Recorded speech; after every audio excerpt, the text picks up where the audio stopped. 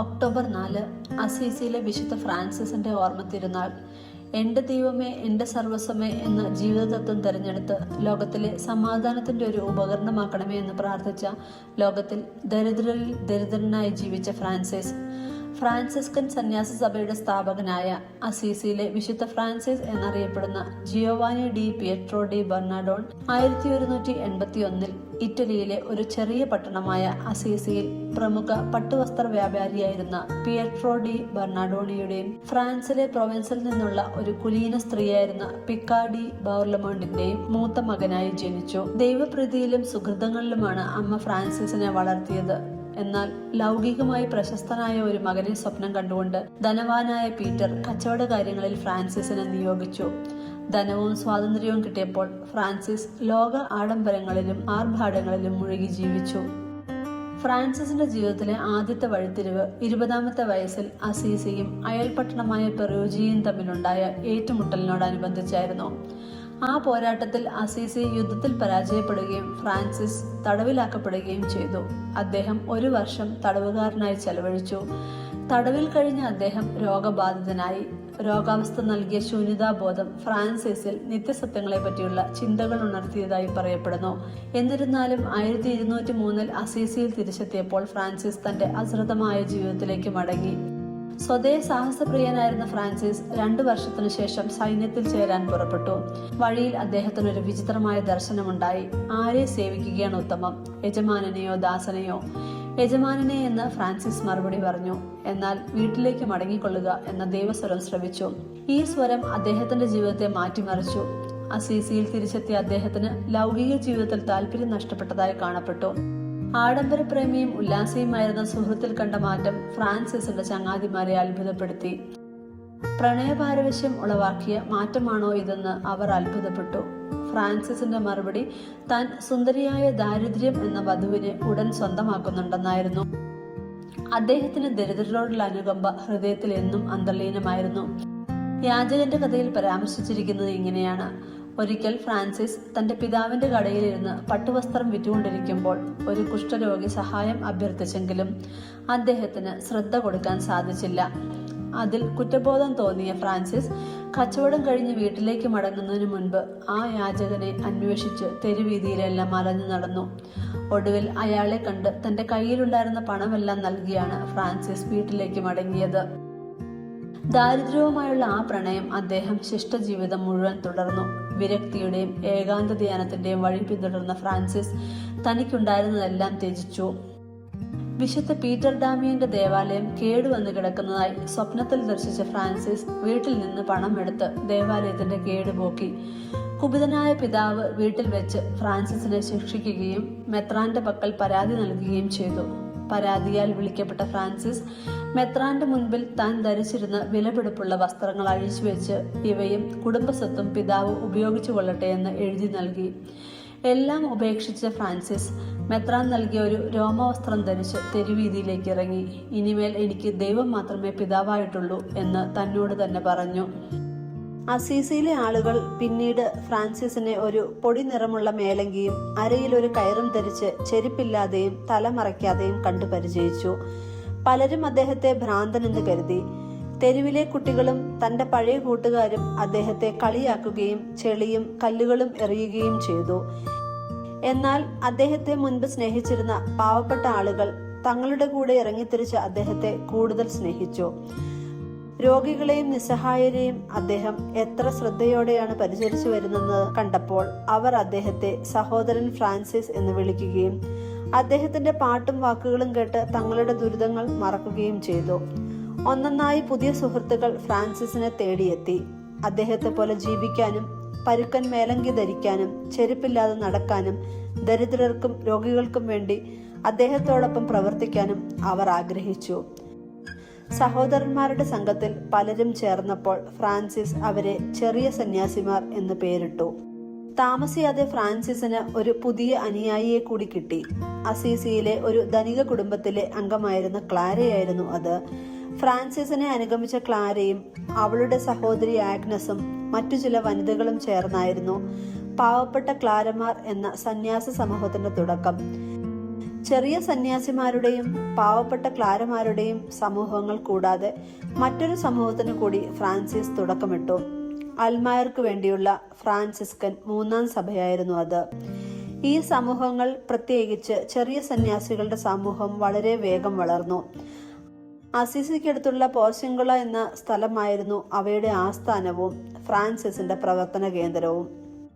വിശുദ്ധ ഫ്രാൻസിസ് ഭൂമിയിലെ എല്ലാവിധ ജീവജാലങ്ങളെയും സഹോദരീ സഹോദരന്മാരായി കണക്കാക്കുകയും അവയോട് ആഴമായ സഹാനുഭൂതിയും സ്നേഹവും പ്രകടിപ്പിക്കുകയും ചെയ്തു. പൂക്കളോടും പക്ഷികളോടും മൃഗങ്ങളോടുമുള്ള അദ്ദേഹത്തിന്റെ സ്നേഹത്തെക്കുറിച്ച് നിരവധി കഥകൾ ഫ്രാൻസിസിനെ കുറിച്ചുള്ള ചെറുപൂക്കൾ എന്ന കഥാസമാഹാരത്തിൽ വിവരിക്കുന്നുണ്ട്. ഫ്രാൻസിസ് പലപ്പോഴും സന്ദർശിച്ചിരുന്ന ഗുബിയോ എന്ന നഗരം വലിയൊരു ചെന്നായയുടെ ഭീകരതയിലായിരുന്നു. ഈ ചെന്നായ ആടുകളെയും കോലാടുകളെയും തിന്നുകയും മനുഷ്യരെ കൊല്ലുകയും ചെയ്തിരുന്നു. അതിനാൽ നഗരത്തിലെ ആളുകൾക്ക് ഭയമായിരുന്നു. ചെന്നായയെ നേരിടാൻ താൻ പോകുമെന്ന് ഫ്രാൻസിസ് പ്രഖ്യാപിച്ചത് എല്ലാവരെയും അത്ഭുതപ്പെടുത്തി. നഗര കവാടത്തിന് പുറത്തു വെച്ച് ഫ്രാൻസിസ് ചെന്നായയെ സഹോദര ചെന്നായെ എന്ന് വിളിച്ച് ക്രിസ്തുവിന്റെ പേരിൽ ദ്രോഹം ചെയ്യരുതെന്ന് ആവശ്യപ്പെട്ടു. അത്ഭുതകരമെന്ന് പറയട്ടെ, ചെന്നായ ഓട്ടം നിർത്തി ശാന്തമായി ഫ്രാൻസിസിന്റെ കാൽക്കൽ കിടന്നു. അദ്ദേഹം ചെന്നായയോടും ഗുബിയോയിലെ ജനങ്ങളോടും ഒരു സമാധാന ഉടമ്പടി ഉണ്ടാക്കി. ചെന്നായ മനുഷ്യരെയോ മൃഗങ്ങളെയോ ഉപദ്രവിക്കില്ലെന്നും പകരം ജനങ്ങൾ അതിന് ഭക്ഷണം നൽകുമെന്നും ഫ്രാൻസിസ് വാക്കുവാങ്ങി. ഗ്രച്ചിയോയിലെ ക്രിസ്മസ്. ഈശോയുടെ ജനനം ചിത്രീകരിച്ച് പുൽക്കൂട് നിർമ്മാണം ആരംഭിച്ചത് ഫ്രാൻസിസ് ആണ്. ഒരു ഡിസംബർ രാത്രിയിൽ സഹോദരൻ ഫ്രാൻസിസും ഒരു കൂട്ടുകാരനും വെലീനോ നദിയുടെ മനോഹരമായ താഴ്വരയിലൂടെ യാത്ര ചെയ്യുകയായിരുന്നു. തന്റെ സുഹൃത്തായ ഗ്രച്ചിയോയിലെ സാർ ജോണിനൊപ്പം ക്രിസ്മസ് ആഘോഷിക്കാൻ അദ്ദേഹം ആഗ്രഹിച്ചു. താഴ്വരയുടെ പടിഞ്ഞാറ് ഭാഗത്ത് മലനിരകളുടെ അടിവാരം തുടങ്ങുന്നിടത്താണ് ഗ്രച്ചിയോ എന്ന കൊച്ചു ഗ്രാമം സ്ഥിതി ചെയ്യുന്നത്. വഴിയിൽ അവർ ഉറങ്ങിക്കിടക്കുന്ന ആട്ടിടയന്മാരെയും അവരുടെ മൃഗങ്ങളെയും കണ്ടപ്പോൾ ഇറ്റാലിയൻ മലഞ്ചെരിവ് ബത്ലഹേമിന് സമാനമാണെന്ന് ഫ്രാൻസിസിന് തോന്നി. അദ്ദേഹത്തിന് ഒരു പുതിയ ആശയം ലഭിച്ചു. ഗ്രച്ചിയോയിലെ തന്റെ സുഹൃത്തുക്കൾക്ക് ഒരു അപ്രതീക്ഷിത സമ്മാനം നൽകാൻ അദ്ദേഹം പദ്ധതിയിട്ടു. ക്രിസ്മസിന് തലേ ദിവസം ഫ്രാൻസിസിനെ കാണാനും കേൾക്കാനും ചുറ്റുമുള്ള പ്രദേശങ്ങളിൽ നിന്ന് ആളുകൾ കൂട്ടമായി ഗ്രച്ചിയോയിലേക്ക് എത്തി. പള്ളിയുടെ മുന്നിലുള്ള ചതുരത്തിൽ ഒത്തുകൂടിയ ആളുകൾ ഫ്രാൻസിസും സാർ ജോണും ചേർന്ന് ഒരുക്കിയ സമ്മാനം കണ്ട് അത്ഭുതപ്പെടുകയും സന്തോഷിക്കുകയും ചെയ്തു. യഥാർത്ഥ ഒരു തൊഴുത്തും വൈക്കോൽ നിറഞ്ഞ പുൽക്കൂടും ജീവനുള്ള ഒരു കാളയും കഴുതയും വൈക്കോലിൽ ഉറങ്ങുന്ന ഒരു കുഞ്ഞും അവിടെ ഉണ്ടായിരുന്നു. ആ കുഞ്ഞ് ക്രിസ്തുവിനെ പോലെ മനോഹരവും നിഷ്കളങ്കവുമായിരുന്നു. ജനങ്ങൾക്ക് മുന്നിൽ നിന്ന് ഫ്രാൻസിസ് യേശുവിന്റെ ജനനത്തെക്കുറിച്ചുള്ള പഴയ കഥ വായിച്ചു. ഒരു കുഞ്ഞിനെ പോലെ സൗമ്യമായ സ്നേഹത്തെക്കുറിച്ചും പുൽക്കൂട്ടിൽ കിടക്കുന്ന കുഞ്ഞിനെ പോലെ ദരിദ്രരും വിനീതരുമായിരിക്കുവാനുള്ള സന്നദ്ധതയെക്കുറിച്ചും അദ്ദേഹം പറഞ്ഞു. ഫ്രാൻസിസ് സംസാരിച്ചു തീർന്നതും ആൾക്കൂട്ടം പാട്ടുപാടാൻ തുടങ്ങി. മണികൾ മുഴങ്ങുകയും വിളക്കുകൾ വീശുകയും സഹോദരൻ ഫ്രാൻസിസിനും അനുഗ്രഹീതനായ ക്രിസ്തുവിനും വേണ്ടി ആളുകൾ ആർത്തു വിളിക്കുകയും ചെയ്തു. ഫ്രാൻസിസിന് പഞ്ചക്ഷതങ്ങൾ ലഭിക്കുന്നു. ആത്മീയമായിട്ട് ഫ്രാൻസിസ് പിതാവ് അതീവ സന്തുഷ്ടനായിരുന്നെങ്കിലും സുദീർഘമായ യാത്രയും ദീർഘമായ ഉപവാസവും തപശ്ചര്യയും അതുപോലെ കഠിനമായ തണുപ്പിൽ നിന്ന് ശരീരത്തിന് വേണ്ടത്ര സംരക്ഷണം നൽകാത്തതുമൂലം പലവിധ ശാരീരിക ക്ലേശങ്ങൾ അദ്ദേഹത്തെ അലട്ടിക്കൊണ്ടിരുന്നു. എങ്കിലും ഹേമന്തകാലമായപ്പോൾ അദ്ദേഹം സഹോദരൻ ലിയോയോടൊപ്പം ലവേർണ മലയിലേക്ക് പ്രാർത്ഥിക്കുവാനായിട്ട് യാത്രയാവുകയാണ്. ഓഗസ്റ്റ് 15 തീയതി പരിശുദ്ധ അമ്മയുടെ സ്വർഗാരോഹണ തിരുനാൾ മുതൽ സെപ്റ്റംബർ 29 മുഖ്യദൂതനായ വിശുദ്ധ മിഖായേലിന്റെ തിരുനാൾ വരെ നീളുന്നതാണ് നോമ്പാചരണം. തന്റെ പ്രാർത്ഥനയുടെയും ഉപവാസത്തിന്റെയും 40 ദിനങ്ങൾ ചെലവഴിച്ചപ്പോൾ സെപ്റ്റംബർ 14 കുരിശിന്റെ പുകഴ്ചയുടെ തിരുനാളിനോടടുത്ത് ഫ്രാൻസിസ് പിതാവിന് സവിശേഷമായ ഒരു ദർശനം ഉണ്ടാവുകയാണ്. പ്രാർത്ഥനയിലായിരുന്ന അദ്ദേഹം നോക്കുമ്പോൾ തനിക്ക് മുൻപായി തന്റെ മുകളിൽ ക്രൂശിത രൂപത്തിലുള്ള ഒരു ദൈവിക മനുഷ്യനെയാണ് കാണുന്നത്. കൈത്തലങ്ങളും കാൽപാദങ്ങളും ക്രൂശിതനെ പോലെ ആണികളാൽ ബന്ധിതനായിരുന്നു. വലിയ ദയയോടെയാണ് തന്നെ നോക്കിയത് എന്നതിൽ ഫ്രാൻസിസ് വളരെ ആനന്ദം കൊണ്ടു. എന്നാൽ അവന്റെ മുഖത്ത് വേദന ഉണ്ടായിരുന്നു എന്നതും അവന്റെ കൈകാലുകൾ ആണികളാൽ ബന്ധിതമായിരുന്നു എന്നതും ഫ്രാൻസിസിനെ വളരെ ദുഃഖിതനാക്കി. കുറച്ചു ദിവസങ്ങൾക്ക് ശേഷം ഫ്രാൻസിസിന്റെ കൈകളിലും പാദങ്ങളിലും ആണികളുടെ അടയാളങ്ങൾ പ്രത്യക്ഷപ്പെട്ടു. സെപ്റ്റംബർ 17 തീയതിയാണ് സഭ വിശുദ്ധ ഫ്രാൻസിസിന്റെ പഞ്ചക്ഷത തിരുനാൾ ആചരിക്കുന്നത്. വിശുദ്ധ ഫ്രാൻസിസിന് ലഭിച്ച ഈ അടയാളങ്ങൾ പരമാവധി മറച്ചുവെക്കാൻ അദ്ദേഹം ആഗ്രഹിച്ചു. ഫ്രാൻസിസ് തന്റെ കൈകൾ മിക്കവാറും മൂടുകയും ഇത്രയും കാലം നഗ്നപാതനായി നടന്നിരുന്ന ഫ്രാൻസിസ് മുൻവശം മൂടുന്ന തരത്തിലുള്ള തുകലിന്റെ ചെരുപ്പുകൾ ധരിക്കാനും തുടങ്ങി. മറ്റുള്ളവരിൽ നിന്ന് പരമാവധി അകലം പാലിച്ച് പിന്നീട് മിക്കവാറും അദ്ദേഹം ആ ശ്രമത്തിൽ വരാതെയായി. എന്നിരുന്നാലും തന്റെ ജീവിതാവസ്ഥയിൽ പല സഹോദരന്മാരും കർദിനാൾമാരും ഈ അടയാളങ്ങൾ കണ്ടു.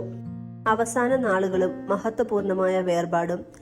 ക്രിസ്തുവിന്റെ തിരുമുറിവുകൾ പതിഞ്ഞതിനു ശേഷം 2 വർഷക്കാലം അദ്ദേഹം വേദനാജനകമായ രോഗങ്ങളാൽ കഷ്ടപ്പെട്ടു. അദ്ദേഹത്തിന്റെ അവയവങ്ങളിൽ ഒന്നുപോലും വേദനയില്ലാത്തതായിരുന്നില്ല. തന്റെ കഷ്ടപ്പാടുകളെ അദ്ദേഹം ശിക്ഷകൾ എന്ന് വിളിക്കാതെ സഹോദരിമാർ എന്നാണ് വിശേഷിപ്പിച്ചത്. പാദങ്ങളിൽ നിന്ന് ആണികൾ പുറത്തേക്ക് തള്ളി നിന്നതുകൊണ്ട് നടക്കാൻ കഴിയാതിരുന്നിട്ടും ക്രിസ്തുവിന്റെ കുരിശ് വഹിക്കുവാൻ മറ്റുള്ളവരെയും പ്രോത്സാഹിപ്പിക്കുന്നതിനായി അദ്ദേഹം നഗരങ്ങളിലും ഗ്രാമങ്ങളിലും തന്നെ ചുമന്നു കൊണ്ടുപോകുവാൻ ആവശ്യപ്പെട്ടു. ജീവിതം പോലെ ലാവണ്യമുള്ള മരണമായിരുന്നു വിശുദ്ധന്റേത്. മരിക്കുന്നതിന് നിമിഷാർത്ഥങ്ങൾക്ക് മുമ്പ് അദ്ദേഹം നഗ്നനായി തറയിൽ കമിഴ്ന്നു കിടന്നു. കണ്ണുനീരിന്റെ നനവിൽ നൃത്തത്തിന്റെയും സംഗീതത്തിന്റെയും അകമ്പടിയിൽ അദ്ദേഹം സഹോദരി മരണത്തെ സ്വാഗതം ചെയ്തു. 1226 ഒക്ടോബർ 3 തീയതി പോർച്ചുഗലിൽ വെച്ച് അദ്ദേഹം മരിച്ചു. ദൈവകാരുണ്യം യാചിക്കുന്ന ബൈബിളിലെ 142 സങ്കീർത്തനമാണത്രേ ഫ്രാൻസിസ് പിതാവ് അവസാനമായി ചൊല്ലിയ പ്രാർത്ഥന. ഒക്ടോബർ 4 അദ്ദേഹത്തെ സംസ്കരിച്ചു. ജീവിച്ചിരിക്കെ തന്നെ വിശുദ്ധനെന്ന് പരക്കെ പ്രഘോഷിക്കപ്പെട്ട ഫ്രാൻസിസ് വിശുദ്ധ പദവിയിലേക്ക് ഉയർത്തപ്പെടുന്നതിന് അധികം താമസമുണ്ടായില്ല. ഫ്രാൻസിസിന്റെ ശരീരത്തിലെ തിരുമുറിവുകൾ അദ്ദേഹത്തിന്റെ ജീവിതകാലത്ത് സ്വന്തം കണ്ണുകൾ കൊണ്ട് കണ്ടിട്ടുണ്ടെന്നും കൈകൾ കൊണ്ട് സ്പർശിച്ചിട്ടുണ്ടെന്നും ഗ്രിഗറി 9 മാർപ്പാപ്പ പ്രഖ്യാപിച്ചു. വിശുദ്ധ പദവി പ്രഖ്യാപനത്തിനായി ഫ്രാൻസിസിലൂടെ നടന്ന അത്ഭുതങ്ങൾ വിശ്വസ്തരായ സാക്ഷികളാൽ എഴുതി അംഗീകരിപ്പിക്കുകയും ചെയ്തു. 1228 ജൂലൈ 16 തീയതി ഞായറാഴ്ച ഗ്രിഗറി 9 മാർപ്പാപ്പ വ്യക്തിപരമായി അസീസി നഗരത്തിലേക്ക് വരികയും വളരെ ഗംഭീരമായ ചടങ്ങുകളോടെ അനുഗ്രഹീതനായ ഫ്രാൻസിസിനെ വിശുദ്ധരുടെ പട്ടികയിൽ ഉൾപ്പെടുത്തുകയും ചെയ്തു. ദൈവമെന്ന് പറയുന്ന ഉന്മാദം, മനുഷ്യനെന്ന് പറയുന്ന നിലവിളി, കത്തുന്ന ഭൂമി, ഇത് മൂന്നും കൂടി ചേർന്ന ഭംഗിയുള്ള ഒരു ഓർമ്മയായി നമ്മിൽ ഫ്രാൻസിസ് പിതാവ് നിലനിൽക്കട്ടെ എന്ന് ആത്മാർത്ഥമായി ആഗ്രഹിക്കാം, പ്രാർത്ഥിക്കാം.